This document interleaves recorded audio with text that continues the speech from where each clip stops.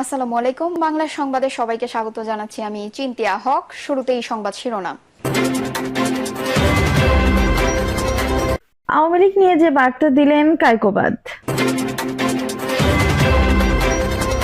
এদিকে 2 বছরের মধ্যে একটা রাজনৈতিক সরকার আসতে পারে বলছেন আসিফ নজরুল। জানাবো থানা ঘেরাও করতে বাধ্য করবেন না, হুঁশিয়ারি জামায়াত নেতার। মানবতা বিরোধী অপরাধে আইন শৃঙ্খলা রক্ষাকারী বাহিনীর অধিকাংশ কর্মকর্তার সম্পৃক্ততা ছিল। এবং সর্বশেষ জানাবো স্বস্তি ফিরছে পেঁয়াজের বাজারে। দর্শক শুনছিলেন সংবাদ শিরোনাম, এখন বিস্তারিত। আওয়ামী লীগ নিয়ে যে বার্তা দিলেন কায়কোবাদ।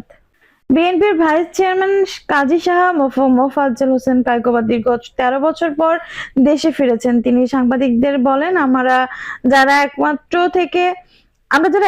থেকে আন্দোলন করেছি ব্যক্তি স্বার্থে যদি আমরা বিভক্ত হই তাহলে 1996 সালের মতো ঘটনা ঘটবে। তাহলে কিন্তু 2001 সালের সরকারের পরবর্তী পর্যায়ে যে ঘটনা সেগুলো আবার ঘটতে পারে।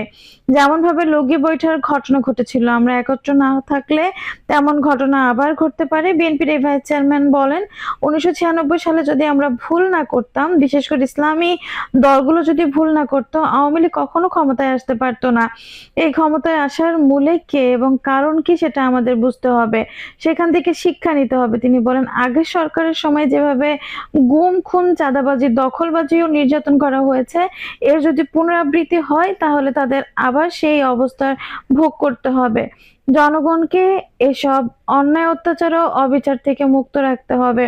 দলীয় নেতা কর্মীদের উদ্দেশ্যে কায়কোবাদ হাত জোর করে আওয়ামী লীগের মতো কোনো অন্যায় অত্যাচার জুলুম নির্যাতন না করার অনুরোধ জানান। তিনি বলেন, দলের মধ্যে যারা এগুলো করবেন তাদের বিরুদ্ধে সঙ্গে সঙ্গে ব্যবস্থা নিতে হবে। শুধু তাই নয়, আজীবনের জন্য আমাদের দল থেকে বহিষ্কার করতে হবে। কাজী শাহ মোফাজ্জল হোসেন কায়কোবাদ বলেন, সংস্কার করবে গণতান্ত্রিক সরকার, যাদের ভোট দিয়ে জনগণ নির্বাচিত করবে। 2004 সালের 21 আগস্ট গ্রেনেড হামলা মামলায় যাবজ্জীবন সাজা হয়েছিল বিএনপি নেতা কায়কোবাদের। তবে তিনি রায় হওয়ার অনেক আগে থেকেই পলাতক ছিলেন। পরে ডিসেম্বরে এই মামলায় সম্পূরক অভিযোগপত্রের ভিত্তিতে বিচারিক আদালতে দেওয়া সাজার রায় বাতিল করে রায় দেন হাইকোর্ট। এতে এই মামলায় বিএনপি ভারপ্রাপ্ত চেয়ারম্যান তারেক রহমান, সাবেক স্বরাষ্ট্র প্রতিমন্ত্রী লুৎফুজ্জামান বাবর, বিএনপির ভাইস চেয়ারম্যান কায়কোবাদ সহ সব আসামি খালাস পান। 2 বছরের মধ্যে একটা রাজনৈতিক সরকার আসতে পারে বলছেন আসিফ নজরুল।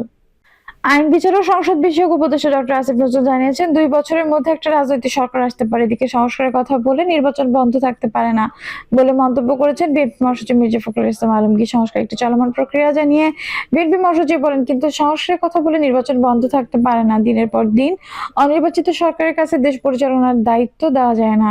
বিএনপি ক্ষমতায় যাওয়ার জন্য রাজনীতি করে না, আল্লাহ চাহে তো আবারও বিএনপি ক্ষমতায় যাবে।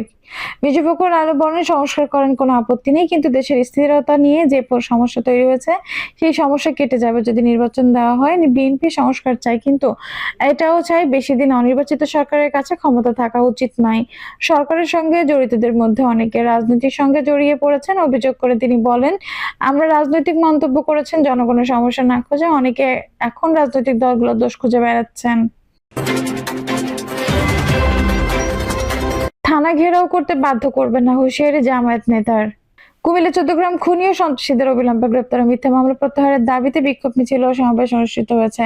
তিনি আরো বলেন, এই 14 গ্রামের প্রতিটি ইঞ্চি মাটি আমাদের ভাইদের রক্তে রঞ্জিত। এই পবিত্র ভূমি নিয়ে কোনো স্বৈরাচারকে সিনেমিনি খেলতে দেব না। জামায়াত শিবির কর্মীরা ইস্পাত কঠিন দুর্গ গড়ে তুলে এই আওয়ামী লীগ স্বৈরাচারকে বিতাড়িত করেছিল।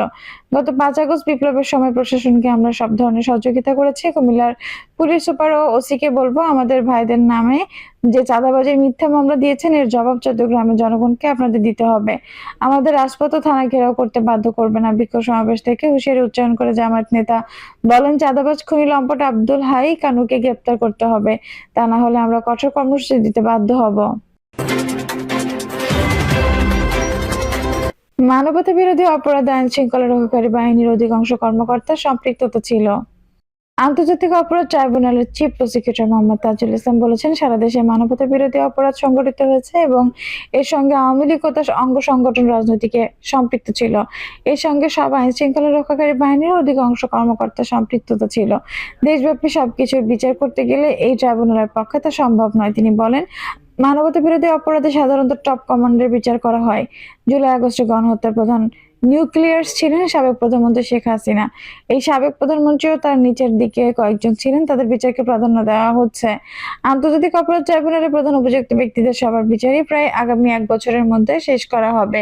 শনিবার রাজধানীর খামারবাড়ির কৃষিবিদ ইনস্টিটিউশন বাংলাদেশ মিলনায়তনে ঐক্য সংস্কার ও নির্বাচন নিয়ে 2 দিন ব্যাপী সংলাপের দ্বিতীয় দিনে গুম খুন থেকে জুলাই গণহত্যা বিচারের চ্যালেঞ্জ শীর্ষক প্রথম অধিবেশনে তাজুল ইসলাম এসব কথা বলেন। 2 দিন ব্যাপী এই সংস্কারের আয়োজন করেছে ফর বাংলাদেশ স্টাডিজ নামের একটি সংগঠন। এক প্রশ্নের জবাবে ট্রাইব্যুনালের চিফ প্রসিকিউটর বলেন, এই ট্রাইব্যুনালে 10 জন প্রসিকিউটর ও 17 জন তদন্তকারী কর্মকর্তা আছেন।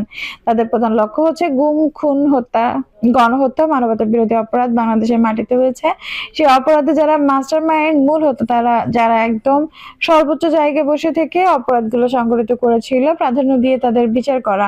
সেক্ষেত্রে এই ট্রাইব্যুনাল হাজার হাজার মানুষের বিচার করতে পারবে না এবং সেই লক্ষ্যে অগ্রসরও হচ্ছেন না তারা। তিনি আরো বলেন, দ্রুততম সময়ের মধ্যে তারা তাদের বিচার শেষ করতে চান, সেই সক্ষমতা তাদের আছে বলে জানান তিনি। আন্তর্জাতিক অপরাধ ট্রাইব্যুনালের প্রধান উপযুক্ত ব্যক্তিদের মামলা ও সবার বিচারই প্রায় আগামী 1 বছরের মধ্যে শেষ করা যাবে।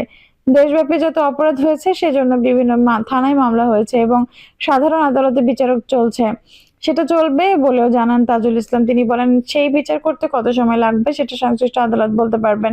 2 দিন আগে প্রধান উপদেষ্টা অধ্যাপক মোহাম্মদ ইউনূসের সঙ্গে কথা বলেছেন, জানিয়ে তাজুল ইসলাম বলেন, প্রধান উপদেষ্টা বলেছেন তাদের অনেক প্রাধান্য আছে, কিন্তু সবচেয়ে বড় প্রাধান্য হচ্ছে যারা দেশটাকে খুন ও গুমের স্বর্গরাজ্যে পরিণত করেছিল, যারা ছাত্র জনতার রক্তে এই বাংলার মাটি রঞ্জিত করেছে, তাদের বিচার 1 নম্বর প্রাধান্য। এই জায়গায় ব্যর্থ হওয়ার কোনো সুযোগ নেই। স্বস্তি ফিরেছে পেঁয়াজের বাজারে। অত্যাবশ্যকীয় ভোগ্যপণ্য হিসেবে আমদানিতে শুল্কমুক্ত সুবিধা দেওয়ার ও বাজারে নতুন পেঁয়াজ আসার স্বস্তি ফিরতে শুরু করেছে। শনিবার 28 ডিসেম্বর রাজধানীর সেগুনবাগিচা, মালিবাগ, রামপুরা এবং বাড্ডা এলাকার বাজার ঘুরে এমন চিত্র দেখা গেছে। খুচরা বাজারের প্রকারভেদে দেশি বিদেশি কেজি প্রতি পেঁয়াজ বিক্রি হচ্ছে 55 থেকে 90 টাকায়। বাজার ঘুরে দেখা যায় দেশি পেঁয়াজ 70 থেকে 80 টাকা, তবে পাবনা স্পেশাল পেঁয়াজ কেজি প্রতি 85 থেকে 90 টাকা, নতুন মুড়ি কাটা পেঁয়াজ 55 থেকে 60 টাকায় এবং ভারতীয় পেঁয়াজ 65 থেকে 70 টাকা। অন্যদিকে বাজারে বড় রসুন কেজি প্রতি 240-260 টাকা বিক্রি হচ্ছে। এদিকে কারণ বাজার সহ অন্য পাইকারি বাজারে প্রকারভেদে পেঁয়াজ মন প্রতি বিক্রি হচ্ছে 2000 থেকে 2500 টাকায়। এর আগে দেশে অপ্রত্যাশকীয় ভোগ্যপণ্য পেঁয়াজের দামের লাগাম টানতে কাস্টম ডিউটি বা শুল্ক এবং রেগুলারিটি শুল্ক সম্পূর্ণভাবে প্রত্যাহার করে এনবিআর শুল্কমুক্ত সুবিধা দেওয়া ও নতুন পেঁয়াজ আসে বাজারে ইতিবাচক প্রভাব পড়েছে। পেঁয়াজের দাম সম্পর্কে জানতে চাইলে মালিবাগের ব্যবসায়ী মাহিম বলেন, ভারত থেকে পেঁয়াজ আসতে শুরু করেছে, অন্যদিকে নতুন পেঁয়াজ বাজারে আসতে শুরু করেছে, ফলে দাম কমছে। অন্যদিকে কারণ বাজারে বিক্রেতা জালাল জানান, গত সপ্তাহের তুলনায় খুচরা বাজারে প্রতি কেজি 5 টাকা কমে নতুন আলু প্রতি কেজি 38 থেকে 45 টাকা এবং আগাম জাতের মুড়ি কাটা পেঁয়াজ প্রতি কেজি 40 থেকে 45 টাকা বিক্রি হচ্ছে। সালাম নামের একজন ক্রেতা বলে, নতুন আলু ও পেঁয়াজ বাজারে প্রচুর পরিমাণে আসায় দাম কমছে, আগামী সপ্তাহে দাম হয়তো আরো কমবে। দর্শক, এই ছিল এখনকার সর্বশেষ সংবাদ। নিউজটি ভালো লাগলে অবশ্যই একটা লাইক দিন, কমেন্টে আপনার মূল্যবান মতামত জানান। সবসময় আমাদের পাশে থাকতে সাবস্ক্রাইব করে বেল বাটনটি অন করে রাখুন। ধন্যবাদ।